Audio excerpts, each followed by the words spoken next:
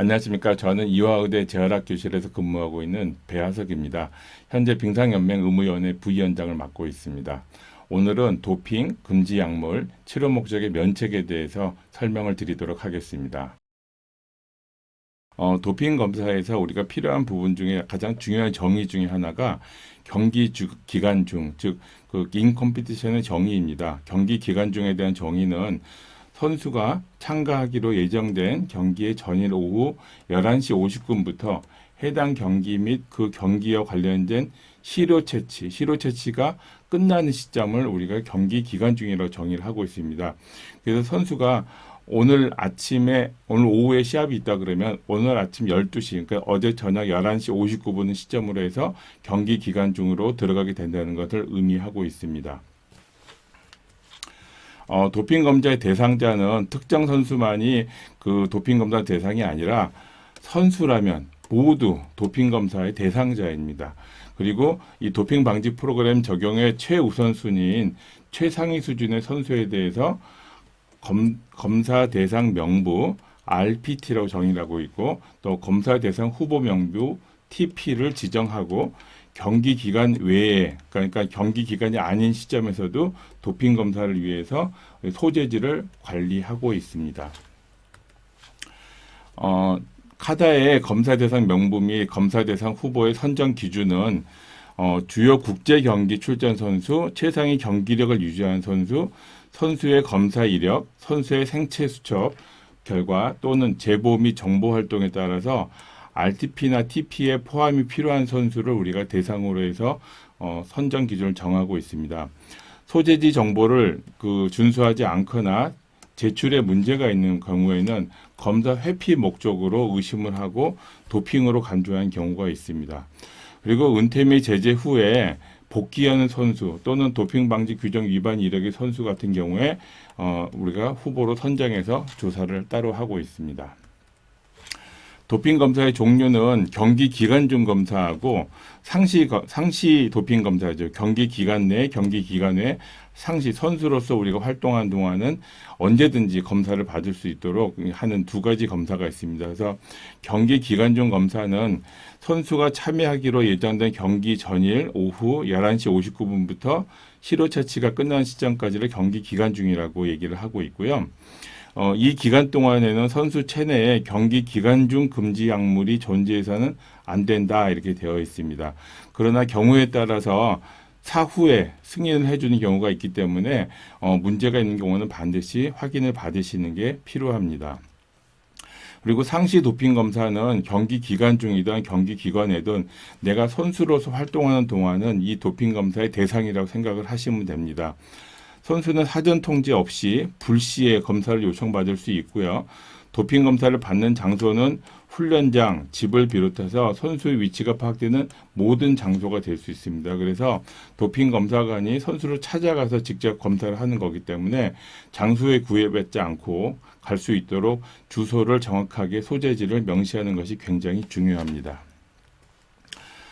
도핑 방지 규정의 위반에 대한 거는 지금 11가지로 규정을 하고 있습니다. 그래서 다 알다시피 금지 약물이나 그 대상 물질 표지자가 존재하는 경우, 그다음에 금지 약물 또는 금지 방법의 사용 또는 사용 시도를 했을 경우, 또 선수의 시료 채취를 회피나 거부, 불응했을 경우에는 선수가 약물을 했다는 가정을 하고, 그렇지 않았으면 이렇게 회피하거나 거부하거나 불응할 이유가 없기 때문에 도핑으로 간주를 합니다.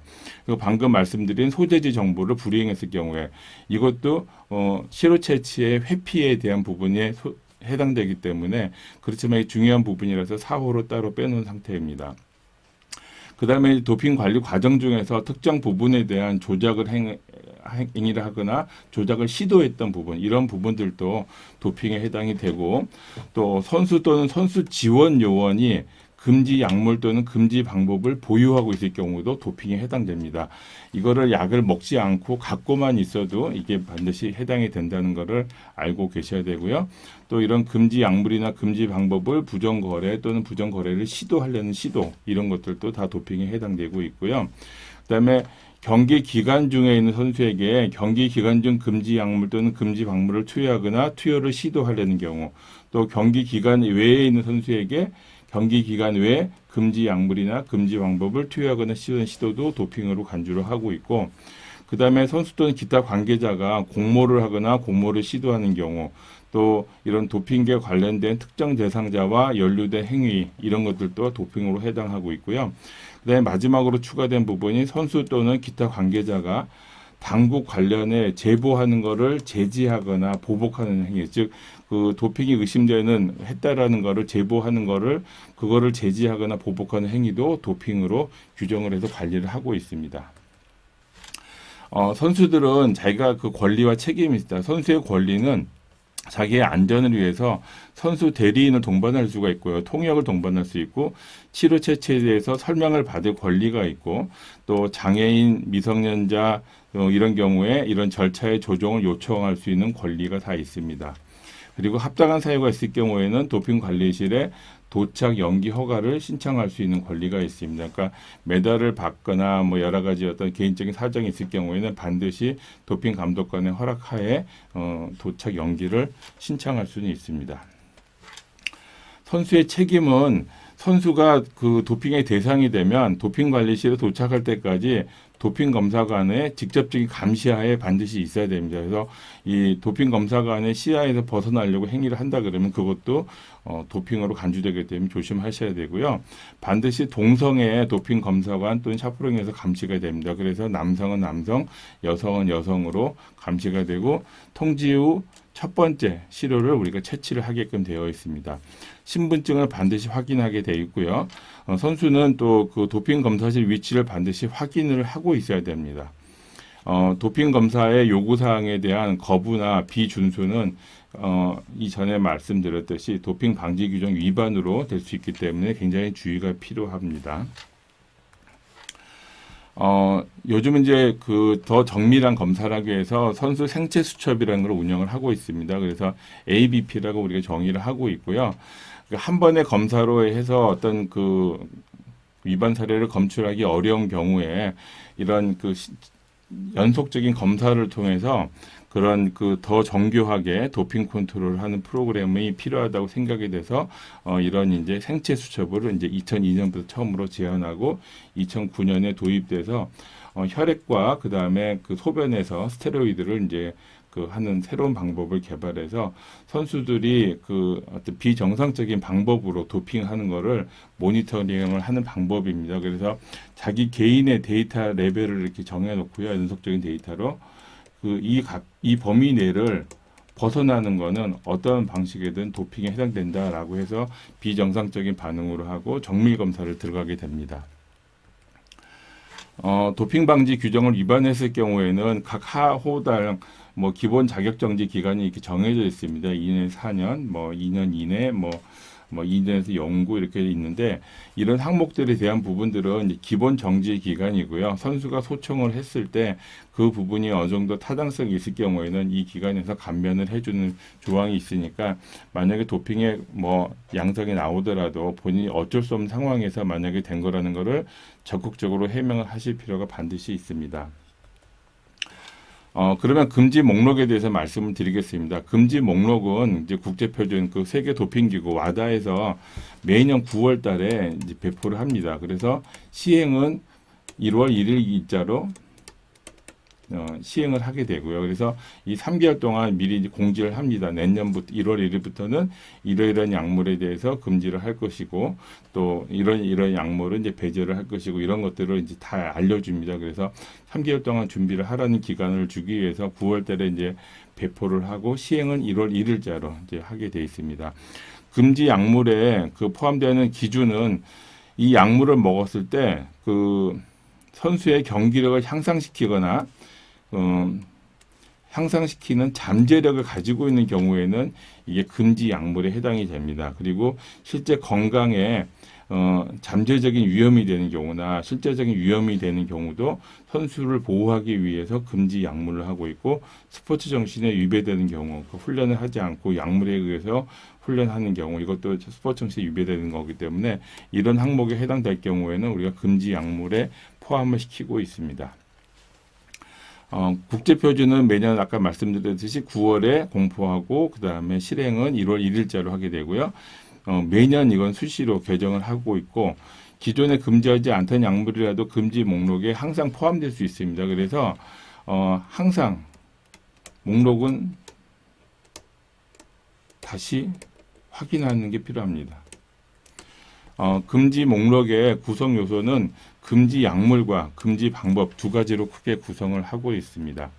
그래서 금지 약물은 상시 금지 약물과 그 다음에 경기 기간 중 금지 약물 이 두 가지로 나누고요. 상시 금지 약물은 S0에서 S5까지 6개의 군, 그 다음에 방법으로는 M1, 메소드 1에서 메소드 3까지 3가지의 금지 방법이 있습니다. 그리고 경기 기간 중에는 S6부터 S9까지 항목의 약물을 금지를 하고 있고 특정 종목에서 금지한 약물로 규정을 하고 있습니다. 근데 특정 종목에도 말씀을 드리겠지만 상시 금지하는 종목에 따라서 상시 금지 약물이 있기 때문에 주의가 필요합니다.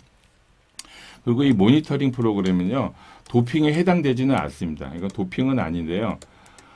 검증을 하고 있는 단계입니다. 그래서 모니터링 프로그램에 들어간 약물들은 검증을 해서 만약 경기력 향상에 잠재력이 있거나 선수의 건강에 위해가 있다고 생각이 되면 언제든지 이쪽으로 이동이 될 수가 있습니다. 그래서 이 모니터링 약물에 먼저 등록을 해서 관찰을 한 다음에 평가를 하고 이쪽으로 도핑 약물을 집어넣을지 뺄지 또 여기 있던 약물들이 또 경우에 따라서 모니터링 약물로 갈 수도 있고 해서 이 중간에 버퍼로 이제 모니터링 약물 프로그램을 두고 관리를 하고 있습니다. 상시 금지 약물은 내가 선수로서 활동하는 동안 언제든지 약을 먹으면 안 되는 약물입니다. 거기에는 비승인 약물, 그 다음에 S1은 동화, 스테로이드 많이 쓰는 것들 있죠. 근육을 크게 만들고 힘을 세게 만드는 스테로이드 호르몬을 동화작용제. 그 다음에 S2는 이제 펩타이드 호르몬이나 성장 호르몬 관련된 약물. 그 다음에 S3는 이제 베타2 작용제입니다. 이거는 호흡 기능을 호전시키는 약물로서 우리가 이제 장거리 선수들이 달리기나 이런 거 할 때 많이 사용을 하기도 하고요. S4는 호르몬 제제이고요. S5는 이제 이뇨제하고 은폐제인데 이거는 약물을 사용하고 난 다음에 약물을 배출하거나 약물의 농도를 희석시키기 위한 목적으로 쓰기 때문에 굉장히 질이 좋지 않은 이게 양성이 나왔을 경우에는 다른 약물을 복용했다라는 의심을 충분히 할 수 있기 때문에 제가 신경을 써서 관리하는 약물이기도 합니다. 네, 방법으로는 나중에 말씀드리자면 3가지 방법이 있고요. 그 다음에 이제 P1에 이제 특정 종목의 금지 약물이 이제 베타 차전제인데요. 이게 양궁하고 사격에서만은 상시 금지 약물입니다. 양궁 사격에서는 상시 금지 약물이라는 거를 잘 인지를 하시고 나머지 종목에서는 경기 기간 중만 복용하지 않으면 됩니다. 중요한 거 몇 가지만 말씀을 드리면요. 동화작용제는 근육 성장에 많은 도움을 줘서 많은 선수들이 유혹을 받죠. 남성 호르몬, 테스토스테론 알죠? 그 다음에 선수들이 먹는 약으로는 스타나졸이나 클렌부테롤 이런 것들이 많이 사용이 됩니다. 이것들은 근육 성장에 이제 도움을 많이 주기 때문에 또 운동을 적게 해도 쉽게 근육이 생기기 때문에 그런 부분에서 많이들 약물의 유혹을 받는 거고요. 문제는 여러 가지 전신적인 부작용들이 많습니다. 간 질환도 생기고 심장 질환, 고혈압, 피부 질환도 심한 여드름, 그다음에 성격 변화, 공격성으로 바뀌게 되고 여성은 남성화가 되고요. 남성은 여성화가 되는 그런 특징적인 또 이런 부작용들이 있어서 여러 가지 성적인 문제에도 문제가 많이 생기게 되기 때문에 약물을 사용하지 않는 것이 좋고 한번 생기면 또 치료가 굉장히 어렵습니다. 그래서 처음부터 이런 약물들은 사용하지 않고 열심히 훈련을 하는 게 중요하겠죠.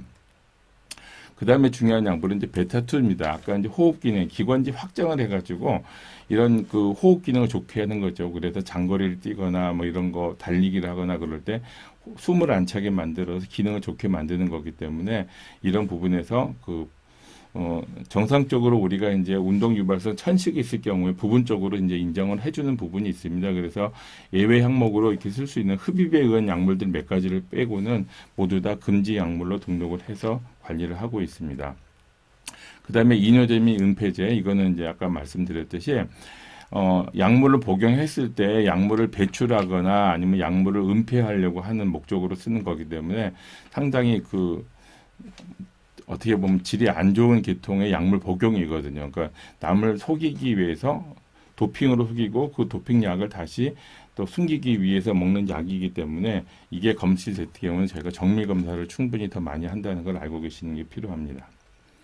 그리고 이제 이뇨제나 이런 것들은 뭐 탈수나 또 저혈압 이런 것들에 해서 근육 경련 이런 것들에서 사실상 운동에 대한 굉장히 기능을 떨어뜨리는 부분이 많기 때문에 조절을 잘 하시는 것이 필요합니다. 그다음에 방법으로는 첫 번째 방법은 이제 혈액이나 혈액 성분의 조작을 하는 거죠. 그래서 그 산소를 공급하는 거거든요. 근데 우리가 경기 끝나고 나서 이렇게 이런 그 포터블 산소를 이렇게 흡입하시는 경우가 있습니다. 이거는 문제가 없습니다. 이거는 인정이 되지만 이 혈액에다가 산소를 어떻게 공급하는 여러 가지 약물이나 호르몬 이런 것들을 이제 작용을 하는 부분들에 대해서는 그 혈액 도핑은 지구력 증가 효과가 있거든요. 그래서 이런 부분에서는 절대적으로 금지를 하고 있는 상태입니다. 그다음에 이제 두 번째로는 그 우리가 약물을 검사하면 체내에 있는 약물의 농도를 낮추기 위해서 몸에다가 수액을 집어넣는 방법이 있습니다. 그래서 그런 것들을 하지 못하기 위해서 정맥내 주입이나 정맥내 주사를 엄격하게 관리를 하고 금지를 하고 있습니다. 그래서 2015년에 처음 도입할 때는 6시간 동안 50ml 이상 정맥내 주입을 금지한다라고 돼서 6시간 동안 50ml는 약물의 농도에 미치지 않는다고 판정을 했기 때문에 여기까지만 인정을 해줬는데 사실 저희가 이제 그 진료 목적으로 많이 쓰다 보면 항생제 같은 경우도 100cc에다가 섞어서 쓴 경우가 많거든요. 그래서 그런 여러 가지 치료상의 문제가 좀 있고 그래서 2018년에 병원 입원, 수술, 또 임상시험 이렇게 정당하게 주사가 사용되는 경우를 제외하고 12시간 100ml로 이렇게 용량, 시간하고 그런 기준을 조금 바꿨습니다. 그래서 필요한 부분에서는 처치를 충분히 받을 수 있도록 이제 규정을 수정을 한 상태입니다. 그다음에 화학적 물리적 조작이죠. 이거는 이제 우리가 소변에서 대부분의 약물을 검출을 하는데 소변에다가 자기가 소변을 받으면서 거기다가 다른 약물을 타거나 뭐 물을 타거나 해서 뭐 혈장량을 변화를 하든지 금지 약물을 이렇게 검출이 안 되게 다른 약물을 집어넣든지 뭐 하는 것들을 이렇게 시도를 하거나 약물을 타는 경우가 있습니다. 이런 화학적 물리적 조작을 하지 말라고 되어 있고요. 이런 부분에 대해서는 그 엄격하게 관리를 하고 있습니다. 그리고 선수가 정맥 주사를 수액을 많이 맞거든요. 사실은. 근데 뭐 자기 컨디션 조절한다고 주사 놔달라 그러시는 선수들 많은데 과거에는 그렇게 했지만 요즘은 절대 그러시면 안 됩니다. 그래서 정확하게 규정된 진단이 있고 대체 치료비 없을 때, 그다음에 탈수란 것들이 의사에 의해서 진단이 되고 처방이 됐을 때만 충분한 의료 기록을 근거로 해서 우리가 정맥내 주입을 주사를 할 수 있다. 이거를 반드시 인지하시기 바랍니다. 그다음에 혈액 도핑은 아까 말씀드렸듯이 그 혈액에 있는 적혈구가 산소를 많이 운반시키는 역할을 하잖아요. 그래서 이 혈액에다가 적혈구의 기능을 향상을 시키거나 적혈구 양을 많이 하거나 적혈구에다 어떤 처치를 해가지고 산소 운반 능력을 향상시키는 이게 도핑에 해당이 됩니다. 그리고 일반적으로는 자기 혈액 도핑은 어떻게 하냐면 경기 4에서 6주 전에 자신의 혈액을 뽑아뒀다가 경기 하루 이틀 전에 재수혈을 하는 거예요. 그러면 그 적혈구 숫자가 일시적으로 확 많아지죠. 그러면서 경기력이 향상이 되기 때문에 이렇게 많이 썼는데 이거는 제가 화학적으로 분석을 하면 이 적혈구가 언제 만들어진 건지 다 분석이 됩니다. 그래서 요즘은 이걸 가지고 했을 경우에는 다 들통이 나기 때문에 이 혈액 도핑은 요즘들은 이제 많이 하고 있지 않지만 혈액 도핑이 문제가 되는 경우에는 뭐 이렇게 여러 가지 뭐 알레르기라든지 B형 간염, 그다음에 에이즈 이런 것들이 문제가 될 수 있기 때문에 혈액 도핑은 정말로 해서는 안 되는 그 방법입니다. 그다음에 경기 기간 중 금지 약물은 우리가 흥분제, 마약, 그다음에 마리화나 그다음에 우리가 관절이나 이런데 그 스테로이드 주사 많이 맞죠. 하얀색 그게 이제 글루코코티코이드인데 요 부분 그다음에 베타 차단제가 경기 기간 중 금지입니다. 그래서 선수가 경기랑 관계되지 않은 기간에는 그러니까 자기가 경기를 하는 날 전날 11시 59분 이전에는 이때는 우리가 이 약들을 먹어도 되는데 경기 기간 중에 들어가게 되면 이 약을 먹어서는 안 되는 거죠. 그래서 경기 기간 중 약물에는 이런 것들이 있고요. 흥분제 같은 경우는 신체 활성도를 높이고 피로감을 낮춰서 지속적으로 운동을 할 수 있게 도와주면서 경기력을 향상을 시킵니다. 근데 에페드린이나 슈도에페드린, 메틸페니데이트가 있는데 이 에페드린, 슈도에페드린은 한약에도 많고 감기약에도 굉장히 많이 들어있습니다. 그래서 감기약 드실 때 굉장히 조심해야 되고요. 마약은 당연히 하면 안 되겠죠. 그렇지만은 굉장히 심한 통증이 있을 경우에 의사 처방전에 의해서 이런 몰핀이나 요즘 문제가 되는 펜타닐 뭐 이런 제제들은 그 치료, 심한 통증의 치료제로 우리가 사용할 때는 인정을 해주고 있습니다. 마리화나 대마 추출물이죠. 이거는 우리나라 이게 법률에 마약 관리된 법률에 걸리기 때문에 절대 해서는 안 되는 거고요. 그다음에 이제 스테로이드 같은 경우는 관절이나 여러 부분에 맞아서 운동하시는 분들이 굉장히 흔하게 맞고 요즘은 이것 때문에 굉장히 문제가 많이 되고 있습니다. 특히 이제 뭐 프로야구나 프로축구 뭐 이런 부분에서 이제 이런 선수들이 부상을 당했을 때 일시적으로 가장 그 염증을 가장 그 조절을 잘해주고 통증을 관리를 잘해주기 때문에 많이들 과거에 썼는데 요즘은 이거를 쓰지 않도록 하고 있습니다. 왜냐하면 이 계통의 약은 항염증하고 항통증은 굉장히 강하지만 이 조직의 재생을 억제를 시키는 굉장히 강력하게 억제를 시킵니다. 그래서 만성화될 경우에는 손상 부위가 나빠지기 때문에 이런 재생 부분에서는 스테로이드를 많이 쓰지 않고 있고요. 아주 급성기 때 잠시 동안 쓰게 돼 있고 과거에는 이게 경구, 좌약 그다음에 근육주사, 정맥주사에만 이게 금지가 됐었는데 최근에는 모든 루트로 들어가는 어떤 그 방법을 다 금지를 하고 있습니다. 그래서 국소 주사, 입 점막까지 이거 투약되는 부분은 다 이제 막고 있습니다. 그래서 여러분들 그 오라메디, 페리덱스 이런 구강 연고제 있죠. 이거 스테로이드가 들어가 있거든요. 이 S9에 글루코코티코이드가 들어가 있습니다. 그래서 이런 것들 과거에는 아무 생각 없이 썼지만 이게 너무 과량을 쓸 경우에는 약을 먹는 거랑 똑같습니다. 그래서 도핑에 걸리기 때문에 굉장히 조심하셔야 되고요.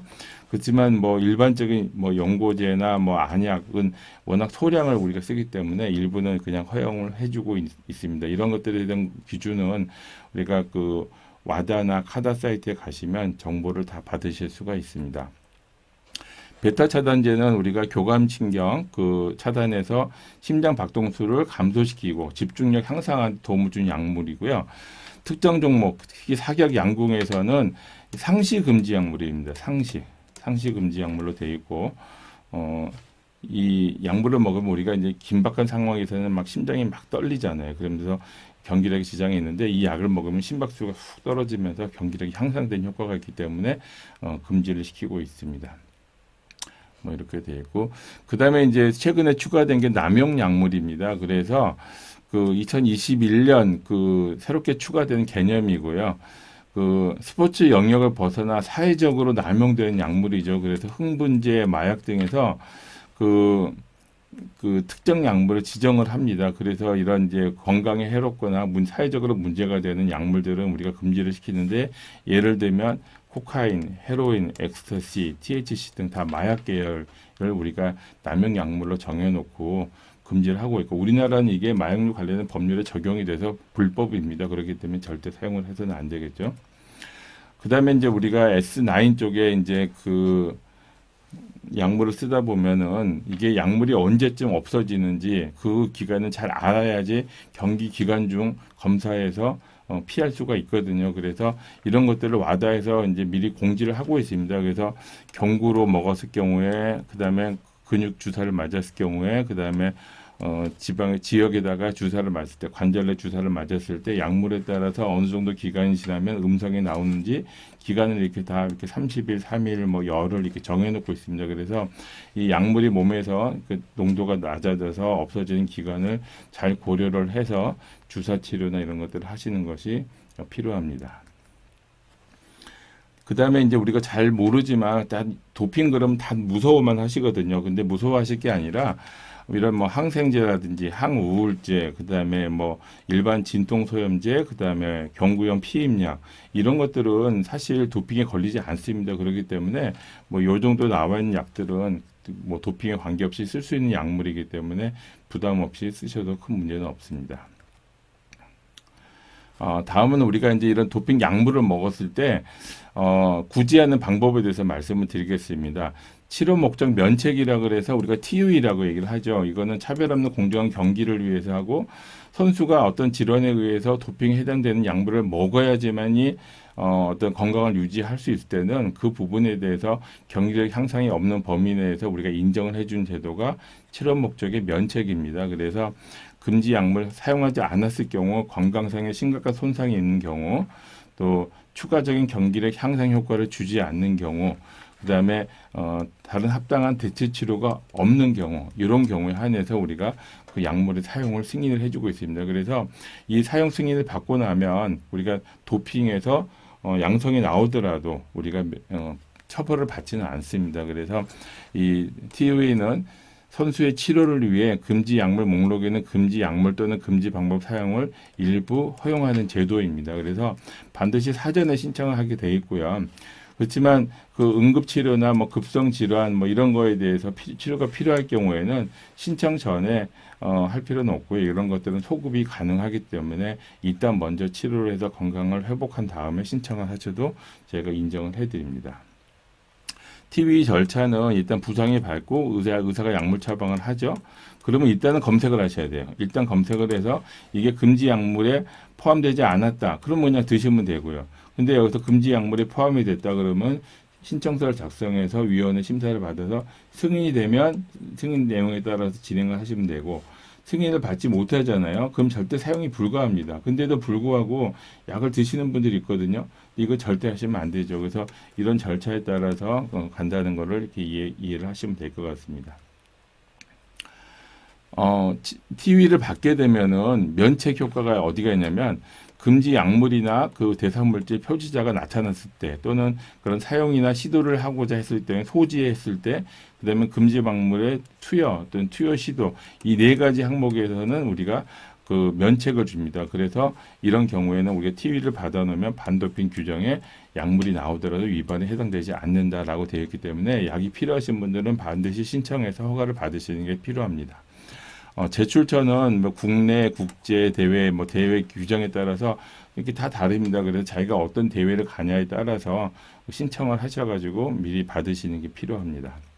그리고 약을 반드시 먹어야 될 경우에는 그 상의를 좀 하세요. 본인이, 그리고 의사가 먹으라 그랬다 그래서 그냥 먹으면 안 됩니다. 그냥 의사가 처방을 하더라도 모든 책임은 선수가 지거든요. 의사는 법적 책임이 없어요. 선수에 대해서. 그렇기 때문에 본인이 지는 거기 때문에 본인이 확인하고 결정을 잘 하시고, 그 금지 목록은 카다 홈페이지에 들어가셔서 금지 약물 코너를 이용하시면 대한민국에서 나오는 모든 약들은 이게 검색이 됩니다. 그래서 이런 식으로 경기 기간 중 경기 기간 내에서 허용이 되는지 금지가 되는지, 또 어떤 부분에서 금지가 되는지, 이런 정보들을 이렇게 일목요연하게 제공을 해주고 있거든요. 그래서 이걸 보시고 그 약을 먹어도 되는지 안 되는지를 결정을 하시면 됩니다.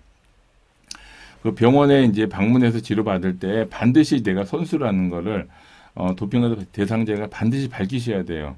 의료진이 도핑 전무가 아닌 경우 많습니다. 그렇기 때문에 의사가 먹으라 그래서 그 약을 무조건 먹다가 나중에 도핑에 걸리면 선수만 피해를 받거든요. 그러니까 굉장히 조심하시고, 뭐 당뇨, 천식, 고혈압, 뭐 이런 그 호흡기 질환, 여러 가지 그 약을 안 먹으면 치료가 안 되는 그런 경우가 많거든요. 이런 것들은 진단서를 제출하시고 이 약을 먹어야 되는 근거를 제출하시면 다 허용을 해주기 때문에 그렇게 진행을 하시면 됩니다.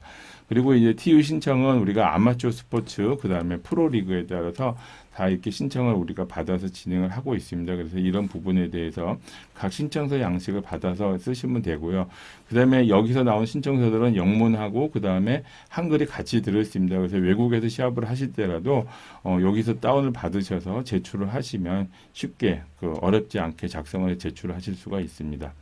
제출서 양식에는 반드시 선수 인적 정보, 의료 정보, 근데 의료 정보에는 정확하게 금지 약물에 해당되는 것만 기재를 좀 해주시고, 그 다음에 이 사람이 소급을 옛날에 했었는지, 이게 응급 상황인지 급성 질환인지 뭐 이런 것들에 대한 명시를 좀 해주시고, 약을 쓸 때는 약의 용량을 정확하게 써주시는 게 굉장히 중요합니다. 그리고 약을 쓰고 처방된 기간에 한해서만 인정을 하기 때문에 그 이상 또 약을 먹을 경우에는 새로 신청을 하셔야 되는 것도 반드시 인지하시는 것이 필요합니다. 자기가 약을 먹었는데 어떤 급성 어떤 질환으로 인해서 사전에 승인을 받지 못할 경우에는 사후 승인이 있습니다. 그래서 응급치료, 급성 질환이 필요한 경우에는 병원 가서 일단 치료 받으시고 거기에 대한 적절한 진단서를 같이 제출하시면 인정을 해드립니다. 그리고 이제 경기 기간 내에 치료 목적으로 사용한 약물이 경기 기간 중에 양성이 나올 수가 있어요. 근데 이거를 본인이 잘 몰랐단 말이에요. 근데 그런 계통이 S9 글루코코티코이드와 이제 앞으로 추가될 2004년부터는 트라마돌이라는 약, 울트라셀 뭐 이런 약들이 있죠. 이것들이 포함이 됩니다. 그래서 이런 부분에 대해서 양성이 나올 경우에는 사후 승인의 기준이 되기 때문에 대상이 되기 때문에 이런 부분에서는 사후 승인을 신청을 해주시면 됩니다. 대부분은 다 이런 그 치료 목적 면책은 사전 승인입니다. 사전. 그래서 미리 신청을 받아야 되고요. 그 다음에 국제대회를 나가거나 뭐 종합선수권대회를 나가거나 이런 선수들은 반드시 사전 승인을 받고 시합을 나가시는 게 좋고, 올림픽이나 패럴림픽 또 뭐 아시안 경기 때문에 장애인 아시안 경기 이런 경우에는 조직위원회에서 그 신청을 받는 게 있습니다. 그 대회 요강에 따라서 발급을 받아야 되기 때문에 그 대회 요강을 잘 보시고 미리 신청을 하시는 것이 좋습니다. 네, 이상으로 오늘 강의를 마치도록 하겠습니다. 오늘 제가 도핑, 그다음에 TU에 대해서 말씀을 드렸는데요. 혹시 필요한 부분이 있으면 언제든지 연맹으로 연락을 주시기 바랍니다. 감사합니다.